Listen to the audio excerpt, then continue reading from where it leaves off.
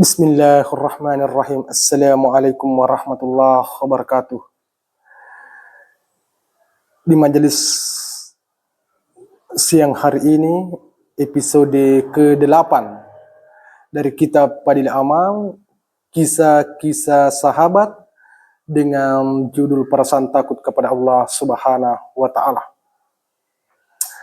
Dari kisah baginda Rasulullah Sallallahu Alaihi Wasallam saat terjadi gerhana matahari. Suatu saat terjadi gerhana matahari pada zaman baginda Rasulullah Sallallahu Alaihi Wasallam. Para sahabat radhiyallahu anhu ingin mengetahui dan memperhatikan apa yang akan dilakukan oleh beliau ketika terjadi gerhana matahari seperti itu. Mereka yang sedang sibuk bekerja pun segera lari meninggalkan pekerjaannya.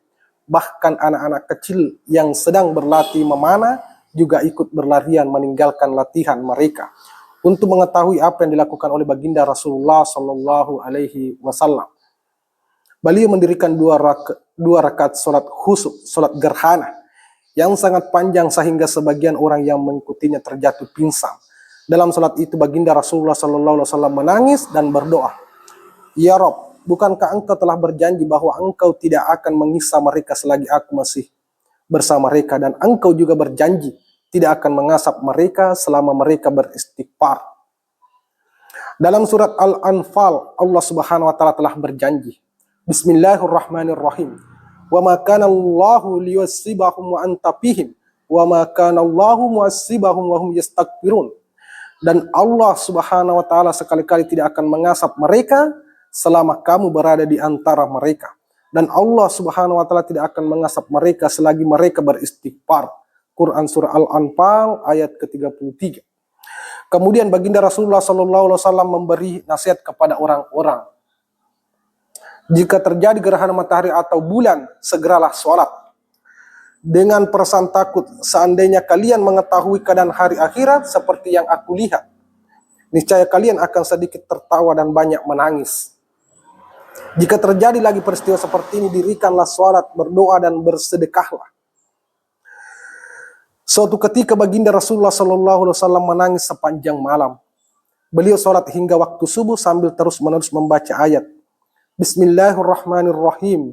In tuwassibahum fa innahum ibaduka wa in takfir lahum fa innaka antal azizul hakim.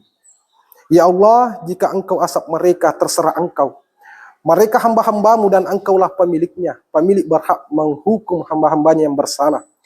Jika engkau mengampuni mereka itu pun terserah engkau. Engkau maha kuasa atas segala sesuatu.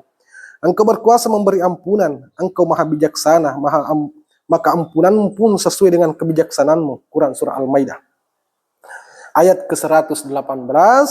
Diriwayatkan bahwa Imam Abu Hanifah rahmatullah alaih juga pernah menangis sepanjang malam sambil membaca ayat Bismillahirrahmanirrahim. Wamtazil yawma ayyuhal mujrimun. Dan berpisahlah kamu pada hari ini, hai orang-orang yang berdosa.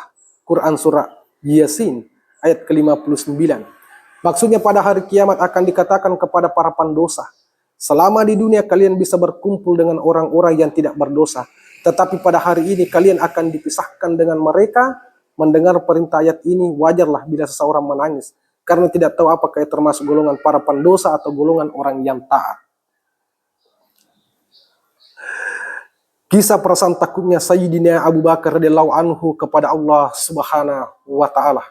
Sesuai kesepakatan ahli sunnah, Sayyidina Abu Bakar radhiyallahu anhu adalah orang yang paling utama di antara seluruh manusia di dunia ini selain para nabi alaihissalam. Dia dipastikan termasuk ahli surga. Baginda Rasulullah SAW sendiri memberi kabar gembira bahwa ia adalah ahli surga. Bahkan dikatakan akan menjadi pimpinan kaum tua yang akan masuk surga. Semua pintu surga akan memanggil namanya dan menyampaikan kabar gembira kepadanya. Baginda Rasulullah SAW bersabda, orang yang paling dahulu masuk surga di kalangan umatku adalah Abu Bakar. Meskipun demikian, Sayyidina Abu Bakar radhiyallahu anhu berkata, alangkah bahagianya seumpama aku menjadi sebatang pohon yang akhirnya ditebang. Ia juga berkata, alangkah bahagianya seumpama aku menjadi rumput yang dimakan hewan. Kadangkala ia berkata, alangkah bahagianya seumpama aku menjadi sehelai bulu di badan seorang mukmin. Suatu ketika ia pernah berada di dalam sebuah kebun dan melihat seekor burung yang sedang berkicau sambil menarik napas berat. Sayyidina Abu Bakar radhiyallahu anhu berkata, "Wahai burung, alangkah beruntungnya hidupmu. Kamu makan, minum, dan berterbangan di antara pepohonan. Tetapi di akhirat tidak ada hisab bagimu. Alangkah bahagianya seumpama Abu Bakar menjadi sepertimu." Dari kitab Tarikhul Khulafa. Sayyidina Rabi'ah Aslami radhiyallahu anhu bercerita, suatu ketika pernah terjadi kesalahpahaman antara aku dan Sayyidina Abu Bakar radhiyallahu anhu. Ia berbicara kasar kepadaku sehingga aku tersinggung. Ketika ia menyadari kesalahannya, ia berkata kepadaku, "Ucapkanlah kata-kata kasar kepadaku sebagai balasan." Namun aku menolaknya. Ia berkata, "Kamu harus mengucapkannya. Jika tidak, akan kuadukan kepada baginda Rasulullah SAW." Aku tetap tidak menjawab apapun. Lalu ia bangun dan pergi meninggalkanku. Ketika itu beberapa orang dari kabilahku Banu Aslam yang menyaksikan kejadian tersebut berkata, "Orang ini aneh sekali. Ia sendiri yang bersalah dan ia sendiri yang mengadukannya kepada baginda Rasulullah SAW." Aku berkata, "Tahukah kamu siapa dia?" "Dialah Abu Bakar radhiyallahu anhu. Jika ia marah kepadaku, tentu baginda Rasulullah SAW kekasih Allah Subhanahu Wa Taala akan marah kepadaku. Dan jika beliau marah, maka Allah Subhanahu Wa Taala pun akan marah. Jika demikian, maka Rabi'ah pasti akan binasa." Kemudian aku pergi menemui baginda Rasulullah SAW dan menceritakan kejadian tersebut. Beliau bersabda, "Sikapmu benar. Memang sebaiknya kamu tidak membalasnya. Tetapi katakanlah, semoga Allah Subhanahu Wa Taala memaafkanmu, wahai Abu Bakar." Faedah. Inilah contoh perasaan takut kepada Allah Subhanahu Wa Taala hanya karena sepotong kalimat yang sepele. Sayyidina Abu Bakar radhiyallahu anhu demikian takut balasannya di akhirat. Ia sangat cemas dan khawatir sehingga ia sendiri yang minta dibalas. Bahkan mengadukannya kepada baginda Rasulullah SAW agar Sayyidina Rabi'ah radhiyallahu anhu membalasnya. Pada hari ini kita mudah untuk saling mencaci tanpa rasa khawatir sedikit pun akan balasan perbuatan kita kelak di akhirat atau hari hisab. Alhamdulillah. Di episode ke-8 dengan keterangan melalui kitab amal kisah-kisah sahabat perasaan takut kepada Allah Subhanahu Wa Taala. Melalui sholat 5 waktu, apapun yang terjadi, dimanapun kita berada,